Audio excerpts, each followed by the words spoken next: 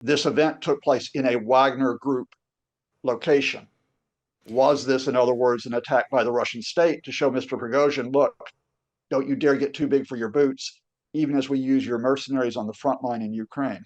Like a prominent Russian military blogger died in an explosion at a cafe in St Petersburg. Now, there are a few slightly conflicting reports of what happened, but the Times is reporting that he was given a gift of a golden bust to the blogger and that detonated. At least 25 people were injured, and videos posted on social media show an explosion and injured people on the street.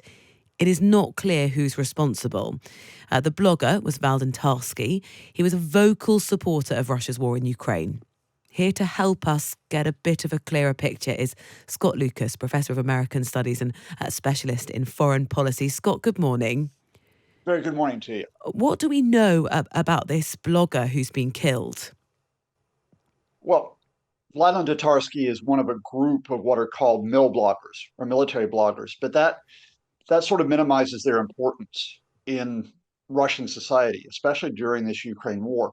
Uh, these men, and they are almost always men, are former veterans, many of whom are still connected with the Russian military, some of whom are actually on the front lines in Ukraine, and they have huge readerships. Uh, Mr. Tatarsky, whose real name was Maxim Fomin, had 560,000 followers on Telegram, which is sort of the main outlet, social media outlet for the mill bloggers. He's not the biggest of them. There are some who have even greater followings, but he was very well known. He was also on Russian television, state television, quite often commenting, calling for the killing of Ukrainians, the invasion, of course, and even the looting of the country. The question here is, however, that I suspect who killed him, and the Ukrainians are not the number one suspect for many analysts, including myself, because these mill bloggers have actually stirred up enemies. They've stirred up enemies, indeed, within the Russian system, which raises a very interesting question of who might be behind this. So explain to me why you've come to those kind of conclusions. And it's not just you. We heard Bellingcat in the news saying, look, the eyes could be on Russia here. Right. I mean, first of all, although the Russian foreign ministry came out and said, it's Ukraine and, this is Ukrainian-backed terrorism, the Russian authorities scooped up a woman and said, she's connected with the anti-war movement to sort of justify their crackdown on dissidents. The immediate question is, well, what's Ukraine's motive here? Because Mr. Fomin, Tatarsky, he was a prominent military blogger, mill blogger, but he's not necessarily the leading one. He's not exactly that. He's not like on the front lines, as it were, in terms of actually fighting the Ukrainians.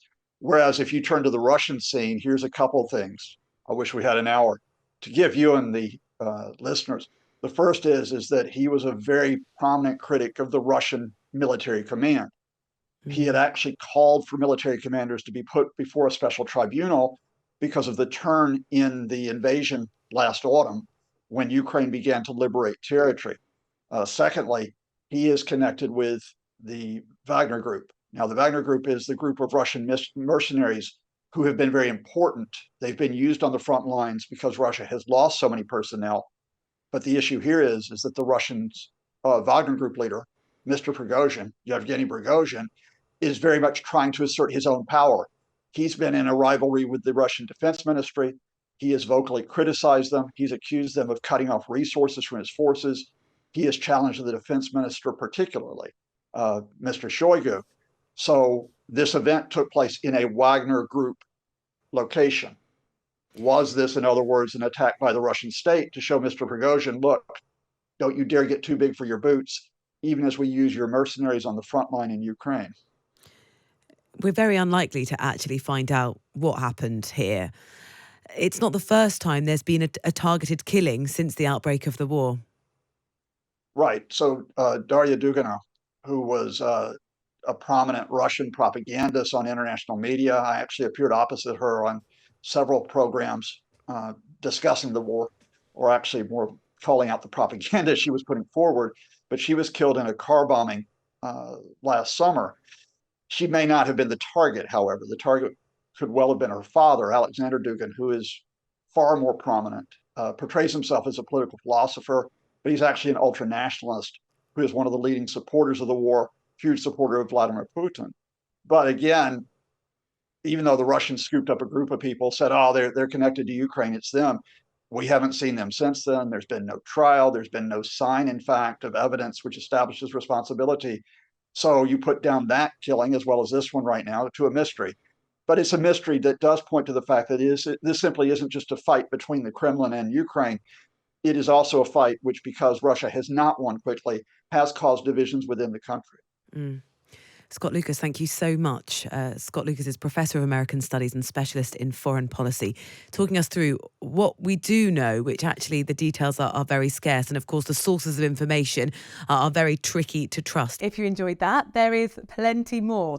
Join me, Rosie Wright, for Early Breakfast on Times Radio, Monday to Friday, 5 till 6 a.m.